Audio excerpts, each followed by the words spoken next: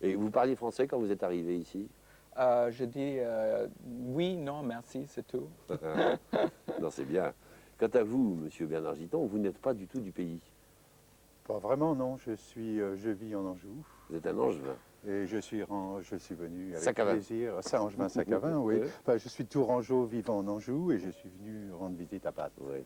Et à vous. Alors, votre particularité à vous, et j'ai toujours beaucoup de difficultés à dire si vous fabriquez des fontaines horloges ou des horloges fontaines, comment appelez-vous cela? C'est-à-dire, en fait, je suis un physicien qui a mal tourné. Ah non, bon, Ouais. ça, je savais pas ça. Auparavant, j'ai travaillé sur des choses, sur des machines très sérieuses pour faire de la physique, et maintenant, je fais plutôt des machines pour faire rêver. Ça peut être des horloges, des fontaines et des tas d'autres choses. Oui. Comment appelaient les anciens les horloges à eau? Les clepsydres. Je cherche ce nom depuis tout à l'heure. Alors, je ne fais pas la même chose. Ce ne sont pas des clepsydres. J'ai inventé des clepsydres qui font tout autre chose que les anciennes clepsydres. Il y a dans une galerie des Champs-Élysées à Paris une clepsydre. Une grande clepsydre de 6 mètres qui est ma première œuvre. J'ai fait ça en 79, parce que ça prouve que je suis vieux, mais je suis quand même un jeune artiste. Hein. J'ai commencé il y a 13 ans, 14 ans. Alors le principe, c'est de l'eau qui compte le temps. Oui. En fait, l'idée, j'ai repris la clepsydre des anciens. Le temps est compté par l'écoulement d'un liquide qui fait monter ou baisser un niveau. Mais j'ai introduit le pendule dedans qui fait qu'en plus, elle marche à l'heure. Et toute cette espèce de mécanique compliquée, absolument nécessaire, rend la chose, fait un peu rêver au temps qui coule, en fait. C'est ça l'idée. Est-ce que quelquefois vos machines se détraquent ou est-ce Très rare. qu'elles ne peuvent pas se détraquer? J'essaie de les faire, on travaille pour jouer, mais comme des pros, donc ça marche. Alors, Ça marche. est-ce qu'on peut avoir... vous avez apporté là sur le plateau l'une de vos œuvres. Qu'est-ce que c'est? Alors c'est une toute petite horloge qui est un truc un peu, une idée un peu conceptuelle. Alors il me faut 2 minutes, je peux vous prendre ben, 2 je vous les minutes donne. pour vous Oh les oui, je vous raconter les ça. donne. Alors l'idée est la suivante. On a une horloge, tout ça est purement électronique, mais c'est plutôt un concept. On a une horloge qui, lorsqu'elle marche 2 fois trop vite. Si bien qu'elle abat sa minute en 30 secondes. Et puis toutes les minutes, on fait un tirage au sort. Pile, elle s'arrête, face, elle marche. Donc en fait, elle marche 2 fois trop vite la moitié du temps. Alors on pourrait penser qu'elle marche à l'heure. C'est aléatoire quand même. Mais c'est aléatoire, le tirage à pile ou face est aléatoire. Donc en fait, étant donné qu'on tire tantôt plus pile, tantôt plus face, elle va prendre de l'avance ou du retard sans qu'on puisse jamais savoir dans quelle mesure ça va se produire. Tout ce qu'on sait, c'est qu'au cours du temps, ça va s'aggraver. Et l'idée, c'est que nous, on vit un temps subjectif qui parfois nous paraît court, parfois nous paraît long. Alors il y a un petit bouquin avec qui sont 15 leçons sur le temps aléatoire, qui s'adresse aux amateurs de science-fiction, aux scientifiques, aux horlogers, aux voyageurs, aux sages-femmes, enfin bref. Ouais. C'est une petite réflexion sur J'aimerais le bien temps. qu'on la voie pour qu'on illustre un petit peu cette horloge. Je crois qu'elle n'est aléatoire. pas loin d'ici. Non, vous l'avez là, on l'a ici dans le dos, mais apparemment... Là voilà. Ah, Là voilà. vous la voyez. Alors là, on voit juste le balancier qui est la partie basse, et en remontant, on verra plutôt les indications. Voilà. Alors, il y a un petit point rouge qui clignote au milieu, on ne le voit pas encore. Ouf. On voit juste qu'il est 6 heures, on voit juste la barre des heures de 6 heures, Ah oui, mais on ne voit pas beaucoup ni les minutes, ni ça y ni est, les je commence à secondes. comprendre. Oui.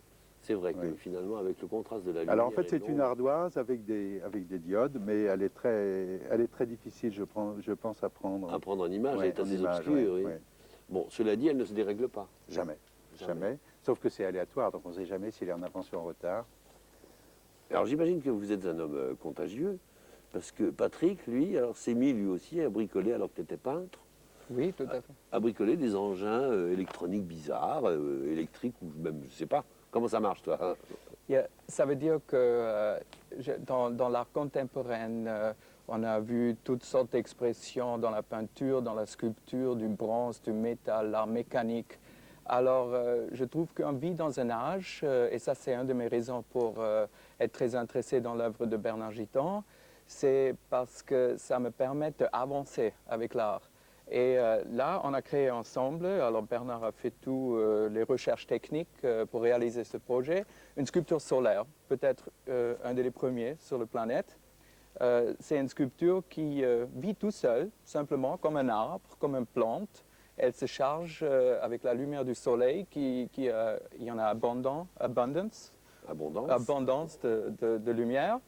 Et elle clignote toute la nuit comme un petit insecte. Les insectes qui brillent dans la nuit. Une luciole. Ça devient un tube qui appartient à la nature. Oui, Voilà. elle s'allume, elle s'éteint. Oui, elle clignote, Ouais. elle a des petites lampes solaires. Mais est-ce qu'elle tourne, est-ce qu'elle bouge, est-ce qu'elle change de... Non, ça, Non, non. ça c'est dans l'avenir, ça serait pour l'année prochaine. Là, c'est le décor, simplement. Voilà, L'environnement, voilà. c'est le décor.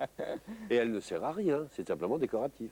Ouais, elle sert à beaucoup de choses parce que, vous savez, je trouve que notre temps, on a beaucoup de problèmes avec l'énergie. Par exemple, dans le monde, on compte avoir à peu près 700 millions de tonneaux de gasoline, essence, qui D'essence, oui. restent. Oui. Et alors, je trouve qu'on est arrivé à peu près au moment où on doit rechercher des nouvelles possibilités. Et le soleil, surtout avec le ozone qui s'en va petit à petit, on a plein de soleil. Alors, aux États-Unis, ils commencent à construire des voitures avec l'énergie solaire. oui. Les Allemands ont construit une Zeppelin qui marche avec Oui. l'énergie solaire. Et si vous voulez, moi, je vois que l'art, c'est un peu comme un pionnier dans le Wild West, hein, qui avance sur le front. Et voilà. Alors, via l'art, j'essaie d'aller plus loin, de faire la création avec une dimension généreuse, mais d'ajouter quelque chose qui crée une conscience vers l'énergie. Voilà. Bon, est-ce que ça va être l'objet des recherches futures de Patrick Stoffel? Absolument, je crois, à New York, il y a à ce moment-là une exposition de Rebecca Horn au musée de Guggenheim, et qui a eu son inauguration la semaine dernière. Et c'était toute une nouvelle exposition de l'art. Il y avait des grandes structures qui s'envoyaient, des boules électroniques. C'était un art avec toute une nouvelle définition, et je crois que c'est l'art de l'avenir de l'année 2000. Et je crois Bernard et petit à petit moi-même, on s'est inscrit dans... J'ai oublié de le préciser, mais dans cette Bernard sens-là. a fabriqué des horloges et d'autres sculptures liquides, d'autres animations comme ça d'objets dans le monde entier.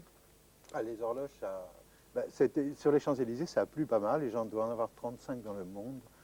Aux États-Unis, énormément au Japon, à peu près dans toute l'Europe, au Brésil, au Canada, dans des coins bizarres comme à Tahiti, à La Réunion, à Jakarta. Vous êtes le seul au monde à fabriquer ce genre Ah, de sinon, choses? les autres, je les fusille. Hein. Ah bon, d'accord. Patrice, merci de votre visite, Bernard. Merci beaucoup. On va maintenant retrouver Cathy Mivez, qui est notre journaliste de